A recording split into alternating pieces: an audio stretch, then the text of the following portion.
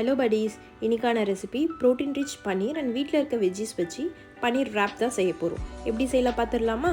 பேனில் கொஞ்சமாக oil add பண்ணிவிட்டு 1 tablespoon ginger garlic paste add பண்ணிக்கோங்க. நல்லா சாட்டே பண்ணிவிட்டு வீட்டில் இருக்க வெஜ்ஜீஸ் எல்லாமே நீட்டமாக கட் பண்ணிக்கோங்க.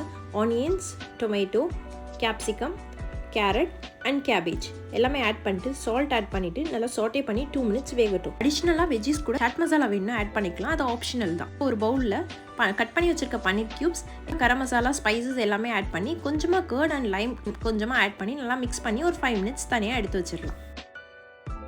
இப்போது இன்னொரு ஒரு பேனில் ஆயில் ஆட் பண்ணி மேரினேட் பண்ணி வச்சுருக்க பன்னீர் க்யூப்ஸ் எல்லாமே போட்டு நல்லா டீப் ஃப்ரை பண்ணி எடுத்துக்கலாம். பன்னீர் ஸ்டஃபிங்ஸ் ரெடி. ஸோ அதுக்கான பேஸ் வந்துட்டு நம்ம இப்போ ரெடி பண்ணணும். சப்பாத்தி எடுத்துக்கோங்க, கொஞ்சமாக டொமேட்டோ சாஸ், மைனீஸ் ஆட் பண்ணிவிட்டு ரெண்டும் மிக்ஸ் பண்ணி ஓவரால் பேஸ் ஃபுல்லாக ஸ்ப்ரெட் பண்ணிக்கோங்க. அண்ட் தென் மிக்ஸ் பண்ணி வச்சுருக்க பன்னீர் ஸ்டஃபிங்ஸை சென்டரில் வந்து ஃபில் பண்ணிக்கோங்க.